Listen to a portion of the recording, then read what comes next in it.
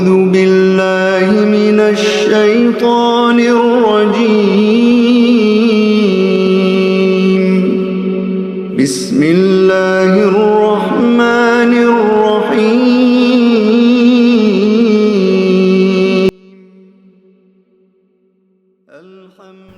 أعوذ بالله من الشيطان الرجيم بسم الله الرحمن الرحيم দয়াময় মেহেরবান আল্লাহর নামে শুরু করছি। সমস্ত প্রশংসা আল্লাহর, যিনি তার বান্দার প্রতি এই কিতাব নাজিল করেছেন। তিনি এই কিতাবে কোনো অস্পষ্টতা বা জটিলতা রাখেনি। সরাসরি এবং সুস্পষ্টভাবে সতর্ক করে বলেছেন তিনি সত্য অস্বীকারীদের কঠিন শাস্তি দেবেন।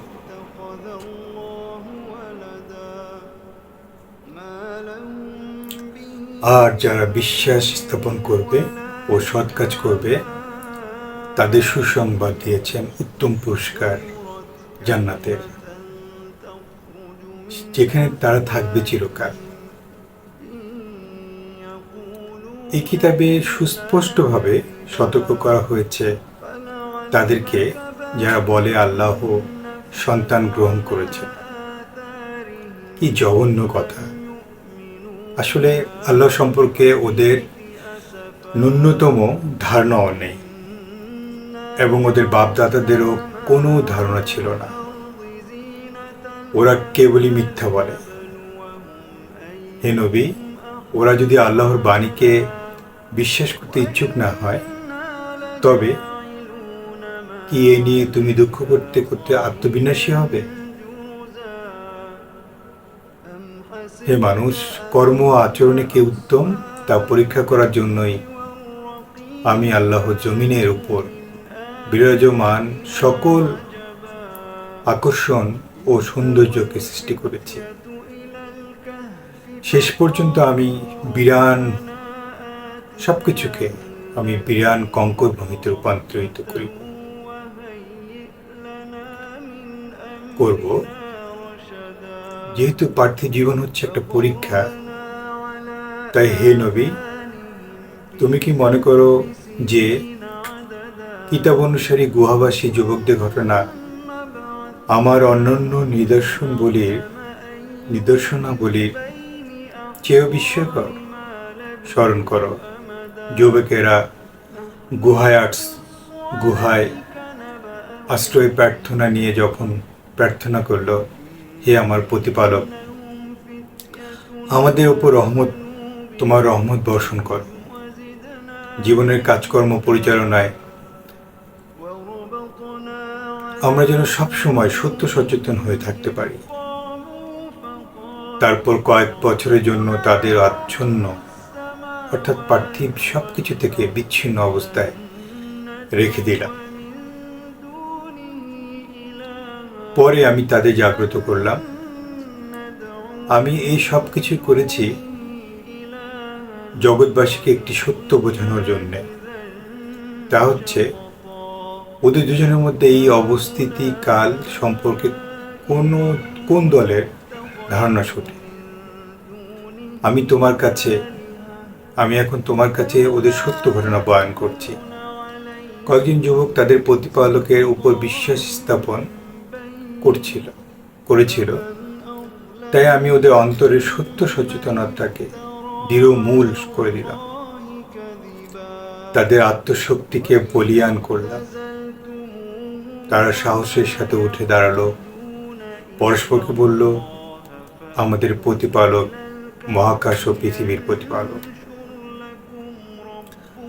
আমরা কখনোই তার পরিবর্তে বা তার সাথে যুক্ত করে অন্য কোনো উপাস্যকে ডাকব না।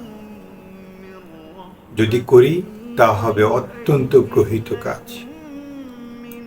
আমাদের সম্প্রদায়ে এক আল্লাহর পরিবর্তে অনেক উপাস্য গ্রহণ করেছে। ওরা এই উপাস্যদের ব্যাপারে স্পষ্ট প্রমাণ উপস্থাপন করে না কেন? যারা আল্লাহর উপর কাল্পনিক উপাস্য যোগ করে, মিথ্যা আরোপ করে, তাদের চেয়ে বড় জালেম আর কে হতে পারে? তোমরা যেহেতু তোমাদের সমগোত্রীয়দের থেকে এবং আল্লাহর পরিবর্তে ওরা যাদের উপাসনা করে তাদের থেকে আলাদা হয়ে গেলে, তাই তোমরা এই গুহায় আশ্রয় গ্রহণ করো। আল্লাহ তোমাদেরকে তার রহমতের ছায়ায় রাখবেন। পারিপার্শ্বিক অবস্থা যাই হোক, তিনি তোমাদের প্রয়োজন পূরণের ফলপ্রসূ ব্যবস্থা করবেন। তুমি যদি দেখতে পেতে তাহলে দেখতে গুহার ভিতরে বেশ প্রশস্ত জায়গায় যুবকেরা রয়েছে। সূর্য ওঠার সময় তা গুহার ডান পাশ দিয়ে ওঠে আর ডোবার সময় বাম পাশ দিয়ে ডোবে, ফলে চমৎকার শীতল ছায়া থাকে সব সময়। এসবই হচ্ছে আল্লাহর কুদরত। আল্লাহ যাকে সৎপথে পরিচালনা করেন সে সৎপথ পায়, আর পাপাচারের কারণে আল্লাহ যাকে পথভ্রষ্ট হতে দেন তার জন্য তুমি কোনো পথপ্রদর্শক পাবে না। দেখতে পেলে তুমি মনে করতে তারা জেগে আছে, আসলে তারা নিদাচ্ছন্ন ছিল। আমি তাদের ক্রমাগত পাশ বদলানোর ব্যবস্থা করেছি, কখনো ডান পাশে কখনো বাম পাশে। আর তাদের কুকুর বসেছিল গুহামুখের সামনে দুপা ছড়িয়ে। তাকিয়ে ওদেরকে দেখলে ভীতি বিহ্বল হয়ে তুমি পিছন ফিরে পালাতে। নির্দিষ্ট সময় পার হওয়ার পর আমি তাদের জাগালাম। তারা পরস্পরকে জিজ্ঞাসা করতে লাগলো তাতে কি হয়েছিল। ওদের একজন বলল, তোমরা কতকাল এভাবে ছিলে? ওনারা বলল, আমরা কাটেছি একদিন বা দিনের একটি অংশ। গভীর অন্তর্দৃষ্ট যাদের ছিল তারা বলল, আমাদের প্রতিপালকই ভালো জানেন কতকালে বা আমরা এভাবে ছিলাম। তোমাদের একজন এই রূপ্য মুদ্র নিয়ে শহরে যাও, দেখে শুনে ভালো খাবার নিয়ে আসো। তবে যে যাবে তাকে বিচক্ষণতার সাথে কাজ করতে হবে, যাতে তারা আমাদের এখানে বসবাসের বিষয়টি কেউ টের না পায়। মনে রেখো, ওরা যদি তোমাদের বিষয়ে জানতে পারে তবে হয় তোমাদের পাথর মেরে হত্যা করবে অথবা ওদের ধর্মে ফিরে যেতে বাধ্য করবে, আর এর কোনোটাই তোমাদের জন্য কল্যাণকর হবে না। এভাবেই তাদের কাহিনীর প্রতি মানুষের দৃষ্টি আকর্ষণ করলাম, যাতে করে যখনই তারা গুহাবাসীদের কি হয়েছিল তা নিয়ে নিজেদের মধ্যে বিতর্ক করবে, তখনই যেন তারা বুঝতে পারে আল্লাহর প্রতিশ্রুত পুনরুত্থান সত্য এবং মহাবিচর দিবস সম্পর্কে কোনো সন্দেহ থাকতে পারে না। আর তাই কিছু মানুষ বলল, তাদের উপর স্মৃতিসৌধ নির্মাণ করো, আল্লাহই তাদের ব্যাপারে ভালো জানেন। অন্যরা বলল, তাদের স্মরণে আমাদের একটি মসজিদ নির্মাণ করা উচিত। এই শেষ মোটটি সবশেষে প্রাধান্য পেল। ভবিষ্যতে কেউ কেউ বলবে তারা ছিল 3 জন, চতুর্থ নম্বরে ছিল কুকুর। আবার কেউ কেউ বলবে 5 জন, ষষ্ঠ নম্বরে ছিল কুকুর। কেউ বলবে 7 জন, অষ্টম নম্বরে ছিল কুকুর। এগুলো হচ্ছে যে বিষয়ে মানুষের কোনো প্রত্যক্ষ জ্ঞান নেই, তা নিয়ে তাদের অলস অনুমান। হে নবী, বলো, আমার প্রতিপালকই ওদের সঠিক সংখ্যা জানেন। ওদের সম্পর্কে সত্যিকার জ্ঞান খুব অল্প মানুষেরই আছে। অতএব কাহিনীর নৈতিক শিক্ষা বর্ণনার প্রয়োজন ছাড়া এই বিষয়ে কোনো আলোচনায় যাবে না এবং ওদের কাউকে এই বিষয়ে আলোকপাত করতে বলবে না। ইনশাআল্লাহ অর্থাৎ যদি আল্লাহ চান, না বলে কখনোই বলবে না আমি আগামীকালে কাজ করব। সবসময় বলতে হবে ইনশাল্লাহ আমি আগামীকালে কাজ করব।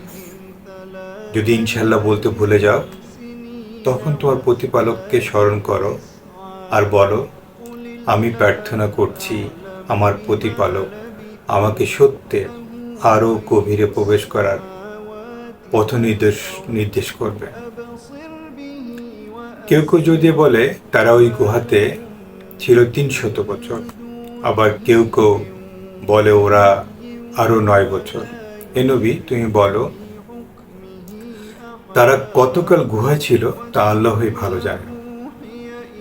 মহাকাশ ও পৃথিবীর সকল গায়েবের জ্ঞান তো শুধু তারই আছে। তিনি কত সুন্দরভাবে সব দেখেন ও শোনেন। তাছাড়া তিনি ছাড়া এদের কোনো অভিভাবক নেই। তিনি কাউকে তার কর্তৃত্বে শরীক করেন না। হে নবী,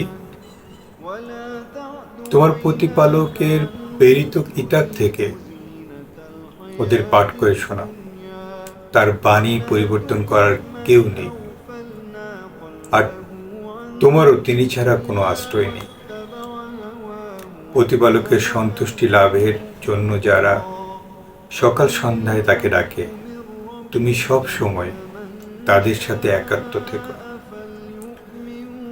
পার্থিব জীবনের জাঁকজমকের খেয়াল যেন তোমার দৃষ্টিকে তাদের থেকে দূরে সরিয়ে না নেয়।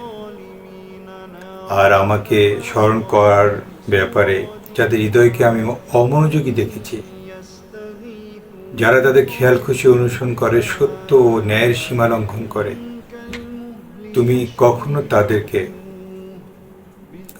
কখনো তাদের কথা শোনো না। হে নবী, স্পষ্ট করে বলো তোমাদের প্রতিপালকের কাছ থেকে সত্য ধর্ম এসেছে। অতএব যার ইচ্ছা বিশ্বাস করুক, যার ইচ্ছা সত্য প্রত্যাখ্যান করুক। নিশ্চয়ই আমি সত্য প্রত্যাখ্যানকারী জালেমদের জন্য জাহান্নাম প্রস্তুত করে রেখেছি, যার লেলিহান শিখা ওদের গ্রাস করবে। ওদের পান করতে দেওয়া হবে আঠালো ফুটন্ত পানীয়, যা ওদের মুখ পুড়িয়ে দেবে। কত না নিকৃষ্ট এ পানীয়, আর জাহান্নাম কত না নিকৃষ্ট নিবাস। যারা বিশ্বাস করে এবং সৎকর্ম করে তাদের জন্য রয়েছে পুরস্কার। সত্যকর্মশীলদের কর্মফল আমি কখনো নষ্ট করি না। সত্যকর্মশীলদের জন্য রয়েছে জান্নাত, যার পাদদেশে থাকবে প্রবাহমান ঝর্ণাধারা। সেখানে তাদেরকে সুখের স্বর্ণালঙ্কারে অলঙ্কৃত করা হবে।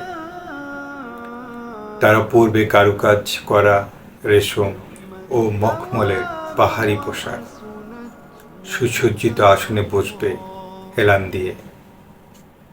বিশ্বাসীদের জন্য কত সুন্দর পুরস্কার, কত মনোহর স্থায়ী আবাস। হে নবী, ওদের কাছে দৃষ্টান্ত দাও 2 ব্যক্তির।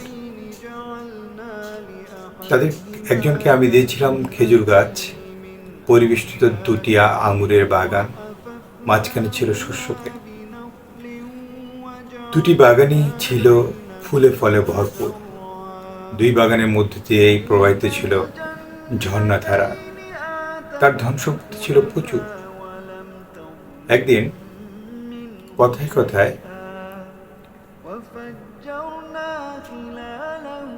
সে তার বন্ধুকে বলল, ধন সম্পত্তিতে আমি তোমার চেয়ে শ্রেষ্ঠ, আর জনবলও অনেক বেশি শক্তিশালী। এভাবে আত্মগর্বী হয়ে সে নিজেই নিজের উপর জুলুম করল। তো একদিন সে বাগানে ঢুকে বন্ধুর সাথে কথা প্রসঙ্গে বলল, আমি মনে করি না যে এ বাগান কখনো ধ্বংস হবে এবং কিয়ামত হবে। আর যদি কখনো আমার প্রতিপালকের সামনে আমাকে উপস্থিত করা হয়, তবে আমি তো এর চেয়ে ভালো জায়গা পাবো। কথোপকথনের এক পর্যায়ে তার বন্ধু বলল, তুমি কি তাকে অস্বীকার করছো যিনি তোমাকে মাটি থেকে সৃষ্টি করেছেন, তারপর শুক্রবিন্দু থেকে, তারপর তোমাকে মানুষের পরিপূর্ণ অবয়ব দিয়েছেন? তবে আমার নিজের কথা বলতে পারি, আমি জানি আল্লাহ মহান প্রতিপালক, এবং আমি আমার প্রতিপালকের সাথে কাউকে শরীক করি না। বন্ধু বলতে লাগলো, হায়, তুমি নিজের বাগানে ঢুকে কেন বললে না যে আল্লাহ যা চান তাই হয়, আল্লাহ ছাড়া আর কারো কোনো শক্তি নেই? যদিও তুমি দেখছো আমার ধন সম্পত্তি ও জনবল দুটোই তোমার চেয়ে কম, তারপরও আমার প্রতিপালক আমাকে এমন কিছু দিতে পারেন যা তোমার 2 বাগানের চেয়ে উত্তম। অথবা তিনি তোমার বাগানকে ধ্বংস করে দিতে পারেন, বা পানির স্তর অনেক নিচে নামিয়ে দিতে পারেন, যা তুমি কখনো ফিরিয়ে আনতে পারবে। এরপর আকস্মিক বিপর্যয় তার, অর্থাৎ প্রথম ব্যক্তির ফল ফলাদির বাগান, এরপর আকস্মিক বিপর্যয়ে তার, অর্থাৎ প্রথম ব্যক্তির ফল ফলাদির বাগান ধ্বংস হয়ে গেল। সে তার সমস্ত বিনিয়োগের জন্য আফসোস করতে লাগলো, বলতে লাগলো, হায়, আমি যদি আমার প্রতিপালকের সাথে কাউকে শরীক না করতাম, তখন আল্লাহর পরিবর্তে তাকে সাহায্য করার জন্য কেউ ছিল না। বিপদ মোকাবিলায় তার শক্তি কোনো কাজে এলো না। তখনই সে বুঝল সব কর্তৃত্ব ও এখতিয়ার শুধুমাত্র আল্লাহ, তিনি একমাত্র সত্য। পুরস্কার প্রদান এবং পরিমাণ নির্ধারণের তার কথাই শেষ কথা।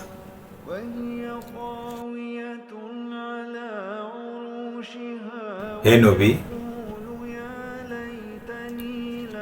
ওদের কাছে পার্থিব জীবনের উপমা হিসেবে বলো, এ হচ্ছে আকাশ থেকে বর্ষিত পানির মতো। আমি আকাশ থেকে পানি বর্ষণ করি, আর সেই পানিতে জমিনে লতাগুল্ম, গাছপালা ঘন সজীব হয়ে ওঠে। তারপর একসময় এগুলো শুকিয়ে চূর্ণ বিচূর্ণ হয়, আর বাতাস তাকে উড়িয়ে নিয়ে যায়। আল্লাহ একাই সর্ববিষয়ে সর্বশক্তিমান। ধন সম্পত্তি ও সন্তান সন্ততি পার্থিব জীবনে সমসাময়িক শোভা, আর সৎকর্ম বয়ে আনে অনন্ত কল্যাণ।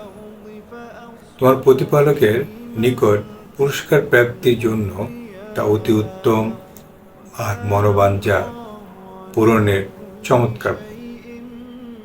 তোমার প্রতিপালকের নিকট পুরস্কার প্রাপ্তির জন্য তা অতি উত্তম, আর মনোবাঞ্ছা পূরণের চমৎকার। স্মরণ করো, যেদিন পর্বতমালা উধাও হয়ে যাবে, পৃথিবী পরিণত হবে উন্মুক্ত প্রান্তরে। সেদিন তাদের সবাইকে পুনর্জীবিত করে সমবেত করা হবে, কেউই অব্যাহত পাবে না। তারা সবাই সারি বেঁধে দাঁড়াবে তোমার প্রতিপালকের সামনে। তখন তিনি বলবেন, তোমাদেরকে প্রথমবার যেভাবে সৃষ্টি করেছিলাম সেভাবেই তোমরা আমার কাছে হাজির হয়েছ, অথচ তোমরা মনে করতে যে আমার সামনে হাজির হওয়ার জন্য আমি কখনোই কোনো সময় নির্ধারণ করিনি। এরপর হাজির করা হবে আমলনামা। পাপীরা ওদের কার্যকলাপের বিবরণ দেখা মাত্র আতঙ্কগ্রস্ত হয়ে উঠবে, আর ওরা বলবে, হায় দুর্ভাগ্য আমাদের, এ কেমন কিতাব, ছোট বড় কিছুই বাদ দেয়নি, সব কিছু রেকর্ড রয়েছে। ওরা যা যা করেছে সব এখন ওদের চোখের সামনে। তখন ওরা বুঝবে তোমাদের প্রতিপালক কারো প্রতি অন্যায় করেন না। স্মরণ করো, আমি যখন ফেরেশতাদেরকে বলেছিলাম আদমকে সিজদা করো, তখন ইবলিস ছাড়া সকলেই সিজদা করল। ইবলিস প্রতিপালকের আদেশ অমান্য করল। সে ছিল জিনদের একজন। এখন কি তোমরা আমার পরিবর্তে ইবলিস ও তার অনুচরদের তোমাদের অভিভাবক রূপে গ্রহণ করবে? অথচ ওরা তো তোমাদের প্রকাশ্য দুশমন। পাপীদের জন্য এ বিনিময় হবে খুবই করুণ। মহাকাশ ও পৃথিবীর সৃষ্টি করার সময় আমি ওদের ডাকিনি, ওদেরকে সৃষ্টি করার সময়ও না। যারা মানুষকে পথভ্রষ্ট করে তাদের সাহায্যকারী হিসেবে কাজে লাগানো আমার নীতি নয়। সেই দিনের কথা স্মরণ করো, যেদিন তিনি বলবেন, তোমরা যাদেরকে আমার শরীক মনে করতে আজ তাদের ডাকো। ওরা তখন তাদের ডাকবে, কিন্তু তাদের তরফ থেকে কোনো সাড়া পাবে না। আমি ওদের মাঝে এক অলঙ্ঘনীয় গহ্বর স্থাপন করব। পাপীরা সেদিন আগুন দেখে বুঝে নেবে যে ওদের ওখানে নিক্ষেপ করা হবে, আর আগুন থেকে বাঁচার কোনো পথ ওরা পাবে না। সমগ্র মানব জাতির কল্যাণের জন্যই এই কোরআন বিভিন্ন দৃষ্টান্ত স্থাপন করে দিয়ে প্রয়োজনীয় সকল বিষয়ে আমার বাণীসমূহ বিশদভাবে বর্ণনা করেছি। কিন্তু মানুষ সাধারণভাবে বিতর্কপ্রিয়। যখন ওদের কাছে পথ নির্দেশ আসে, মানুষ ভাবে, দেখি না কখন পূর্ববর্তীদের মতো অবস্থা হয় বা কখন আযাব আপতিত হয়। এ প্রতীক্ষে ওদেরকে বিশ্বাস করতে এবং প্রতিপালকের কাছে ক্ষমা প্রার্থনা করতে বাধা দেয়। আমি রাসূলদের সুসংবাদদাতা ও সতর্ককারী হিসেবে প্রেরণ করেছি, কিন্তু সত্য অস্বীকারীরা সত্যকে ব্যর্থ করা এবং আমার নিদর্শনাবলী ও সতর্কবাণীকে ঠাট্টা বিদ্রূপের বিষয়ে পরিণত করার জন্য কুতর্কে লিপ্ত হয়। সেই ব্যক্তির চেয়ে বড় জালেম আর কে হতে পারে, যে যাকে তার প্রতিপালকের বাণী পৌঁছে দেওয়ার পরও তা থেকে মুখ ফিরিয়ে নেয় ও তার কাজে খারাপ পরিণতির কথা ভুলে যায়। ক্রমাগত সত্য অস্বীকার করার কারণে আমি ওদের অন্তরের উপর আগুন লাগিয়ে দিয়েছি, যা ওদের সত্য উপলব্ধির পথে অন্তরায় সৃষ্টি করেছে, আর ওদের কান হয়েছে বধির। তুমি ওদের যতই সৎপথে ডাকো, ওরা সৎপথে আসবে না। নিশ্চয়ই তোমার প্রতিপালক অতীব ক্ষমাশীল, পরম দয়ালু। ওদের পাপের জন্য তিনি যদি সাথে সাথে শাস্তি দিতে চাইতেন, তবে তিনি দ্রুত শাস্তির ব্যবস্থা করতে পারেন। কিন্তু ওদের শাস্তির সময় নির্ধারিত করা আছে, যেখান থেকে ওদের পালানোর কোনো সুযোগ নেই। সীমালঙ্ঘন করার কারণে যেসব জনপদে অধিবাসীদের ধ্বংস করেছিলাম, ওদের প্রত্যেকের জন্য আমি সময় নির্দিষ্ট করেছিলাম। স্মরণ করো, দীর্ঘ সফরে এক পর্যায়ে মূসা তার সঙ্গীকে বলল, 2 সমুদ্রের সঙ্গমস্থলে না পৌঁছা পর্যন্ত আমি থামব না। প্রয়োজনে আমি যুগ যুগ ধরে চলতে থাকব। কিন্তু যখন তারা 2 সমুদ্রের সঙ্গমস্থলে পৌঁছালো, তখন তারা তাদের সাথে আনা মাছের কথা ভুলে গেল এবং মাছ তার পথ করে নিয়ে সমুদ্রে নেমে দৃষ্টির আড়ালে চলে গেল।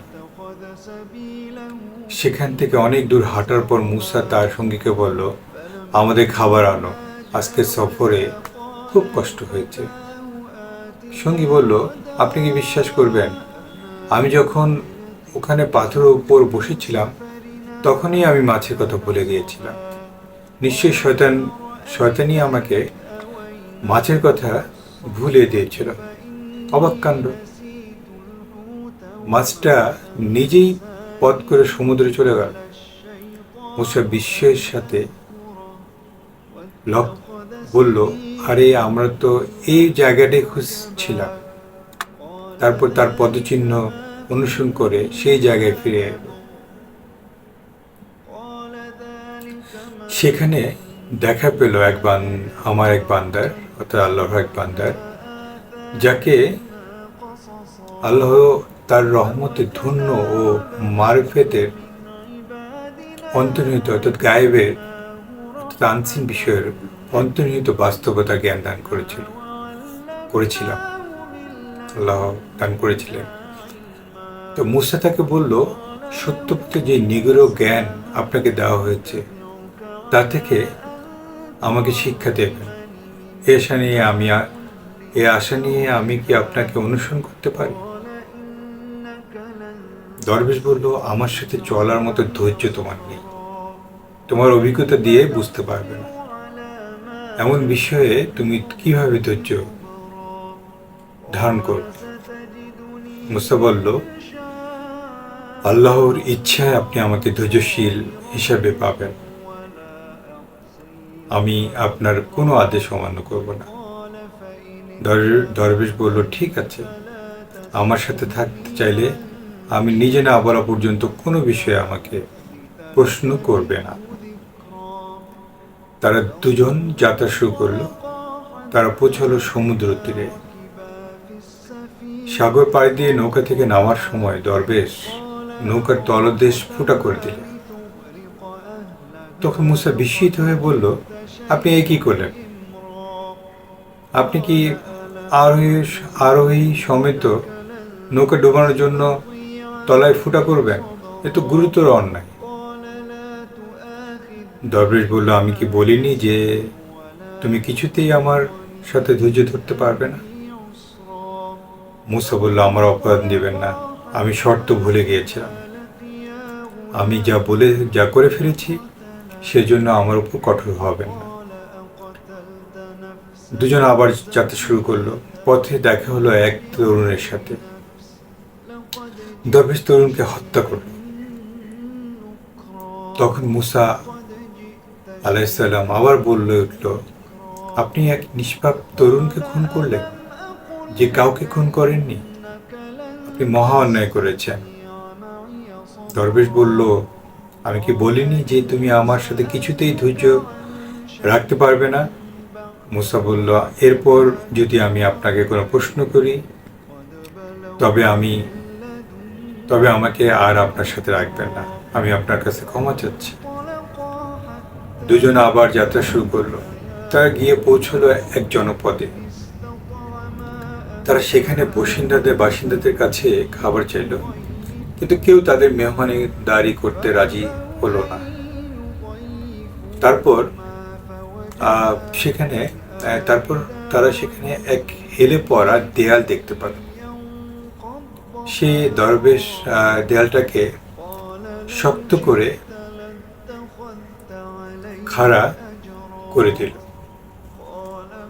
মুসা তখন বলল, আপনি তো ইচ্ছে করলে এক কাজে মজুরি নিতে পারতেন। মুসার সঙ্গে বলল, ব্যাস, এখানে আমাদের সম্পর্ক ছেদ হলো। যে বিষয়গুলোতে তুমি ধৈর্য রাখতে পারোনি তার তাৎপর্য তোমাকে বলে দিচ্ছি। প্রথমত, নৌকার ব্যাপারটি খুব সহজ। নৌকাটা ছিল কয়েকজন গরিব মানুষের। এই নৌকাই ছিল তাদের জীবিকা অর্জনের একমাত্র উপায়। আমি ইচ্ছে করে ওই নৌকায় ফুটো করে দিলাম, কারণ আমি জানতাম রাজার বাহিনী পিছনে আসছে, যারা সমস্ত ভালো নৌকা জোর করে জব্দ করে নিয়ে যাচ্ছে। এভাবে ওদের জীবিকা অর্জনের উপকরণটি রক্ষা পাবে। আর তরুণটির মা বাবা ছিল সত্যিকার বিশ্বাসী, অথচ আমার আশঙ্কা ছিল যে এই তরুণটির অবাধ্যতা, পাপ ও সত্য অস্বীকার তার মা বাবার গভীর দুঃখের কারণ হবে। তাই আমি চাইলাম যে ওদের পরিবর্তে তাদের প্রতিপালক তাদের মা বাবাকে অনুরাগী এক চরিত্রবান সন্তান দান করুন। আর হেলে পড়া দেয়ালটির মালিক ছিল ওই জনপদের 2 এতিম কিশোর।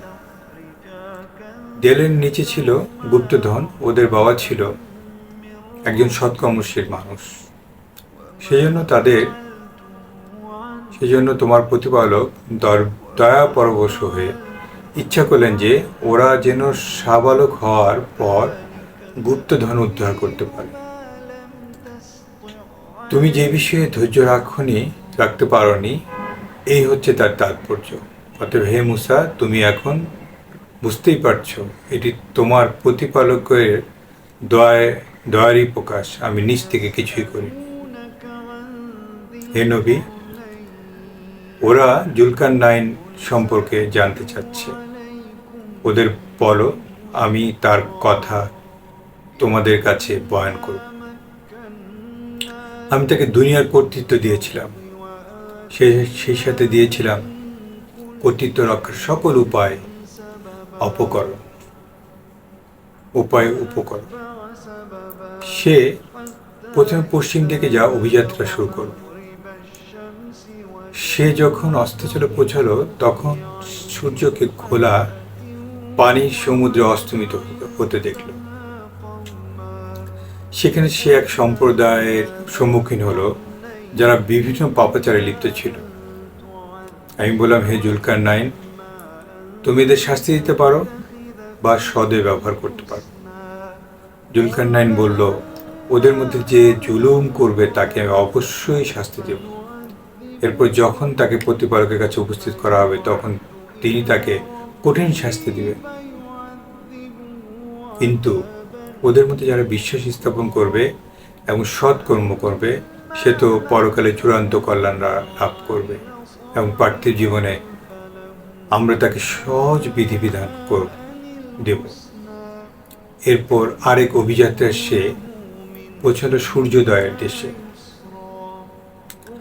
তখন সে দেখল সূর্য এমন এক সম্প্রদায়ের উপর উঠছে যাদের জন্য সূর্যতাপ থেকে রক্ষা পাওয়ার ব্যবস্থা হিসেবে আমি কোনো আড়াল করিনি। সে ওদেরকে সেই অবস্থায় রেখে চলে এল। জুলকারনাইনের মনের তখনকার প্রকৃত অবস্থা আমি জানি। জুলকারনাইন আবার অভিযাত্রায় বের হলো। যেতে যেতে সে উপনীত হলো 2 পাহাড়ের পাদদেশে। সেখানে সে এমন সম্প্রদায় সাক্ষাৎ পেল যারা তার কথা একেবারে বুঝতে অক্ষম। ওরা বলল, হে জুলকারনাইন, ইয়াজুজ ও মাজুজ এই জমিনে অশান্তি সৃষ্টি করেছে। আমরা কি আপনাকে এই আশায় উপঢৌকন দেব যে আপনি ওদের ও আমাদের মাঝে একটা দেয়াল তুলে দেবেন? সে বলল, আমার প্রতিপালক আমাকে যা দিয়েছেন তাই আমার জন্য যথেষ্ট। তোমরা আমাকে শ্রম দিয়ে সাহায্য করো। আমি তোমাদের ও ওদের মাঝে এক অলঙ্ঘনীয় দেয়াল তুলে দেব। তোমরা আমার কাছে লোহার পিণ্ডগুলো নিয়ে আসো। পিণ্ডের ওপর পিণ্ড রাখতে রাখতে যখন তা পাহাড়ের সমান বাঁধের রূপ নিল, তখন সে বলল, আগুন জ্বালিয়ে তাপ দিতে থাকো। যখন লোহা গরম হয়ে গেল, গনগনে লাল হয়ে উঠল, তখন সে বলল, এবার গলানোর তামা নিয়ে আসো, আমি লোহার উপর ঢেলে দেব। ইয়াজুজ মাজুজ আর কখনো এই দেয়াল ভেদ বা অতিক্রম করতে পারেনি। জুলকারনাইন বলল, সবকিছু আমার প্রতিপালকের অনুগ্রহ। যখন আমার প্রতিপালকের প্রতিশ্রুত সময় মহাবিচর দিবস আসবে, তখন তিনি এসব চূর্ণ বিচূর্ণ করে দেবেন। আর আমার প্রতিপালকের প্রতিশ্রুতি অবশ্যই সত্য। মহাবিচার দিবসে সমগ্র মানব জাতিকে উত্থিত করা হবে। তরঙ্গের পর তরঙ্গের মতো তারা আশ্রে পড়বে। সিংহায় ফু দেওয়া হবে, সবাইকে সমবেত করা হবে। যাদের চোখ অন্ধ ছিল আমার নিদর্শনের প্রতি, যাদের কান বধির ছিল আমার বাণী শোনার ব্যাপারে, কিয়ামত দিবসে সেই সত্য অস্বীকারীরা জাহান্নামকে নিজ চোখে দেখবে। এরপরও কি সত্য অস্বীকারীরা মনে করে যে আমার সিদ্ধান্তের বিরুদ্ধে আমার কোনো সৃষ্টিকে তারা অভিভাবক হিসেবে পাবে? নিশ্চয়ই সত্য অস্বীকারীদের স্বাগত জানানোর জন্য আমি জাহান্নামকে প্রস্তুত করে রেখেছি। হে নবী, ওদের জিজ্ঞেস করো, আমি কি বলবো কর্মের দিক থেকে কারা পুরোপুরি ব্যর্থ হবে? এক, যারা শুধু পার্থিব সাফল্যের জন্য সকল শ্রম নিয়োগ করে, কিন্তু মূর্খতাবশত মনে করে যে তারা নেক আমল বা সৎকর্ম করছে, তাদের সকল কর্মই ব্যর্থ। দুই, যারা অস্বীকার করে প্রতিপালকের নিদর্শনা বলি এবং পরকালে তার সাথে সাক্ষাতের বিষয়। ওরা যেহেতু বিশ্বাস করেনি, সেজন্য ওদের কর্ম নিষ্ফল হবে। মহাবিচার দিবসে ওদের সারা জীবনের কাজ সত্য অস্বীকার করার পাপের ওজনের তুলনায় ওজনহীন হয়ে যাবে। জাহান্নামী হবে ওদের প্রতিফল, কারণ ওরা সত্য অস্বীকার করছে আর আমার বাণী ও রাসূলদের নিয়ে অভ্যাস করেছে। যারা বিশ্বাস করে এবং সৎকর্ম করে, তাদের অভ্যর্থনার জন্য রয়েছে জান্নাতুল ফেরদৌস। সেখানে থাকবে তারা চিরকাল, অন্য কোথাও তারা যেতে চাইবে না। হে নবী, ওদের বড় সমুদ্রের পানি যদি কালিও হয়, তবুও আমার প্রতিপালকের মহিমা লিখতে গেলে সে কালি নিঃশেষ হয়ে যাবে। এরপর আরও সমুদ্র যোগ করলে তাও নিঃশেষ হয়ে যাবে, কিন্তু প্রতিপালকের মহিমা লেখা শেষ হবে না। হে নবী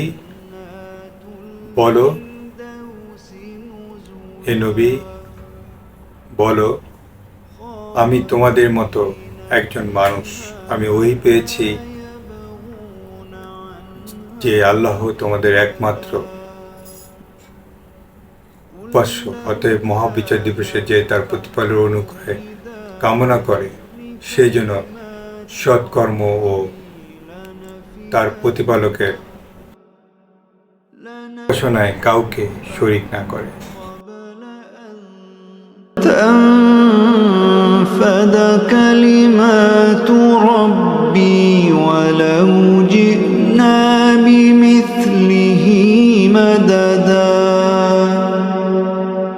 قل إنما أنا بشر مثلكم يوحى إلي أنما إلهكم إله واحد فمن كان يرجو لقاء ربه فليعمل عملا صالحا ولا يشرك بعبادة ربه أحدا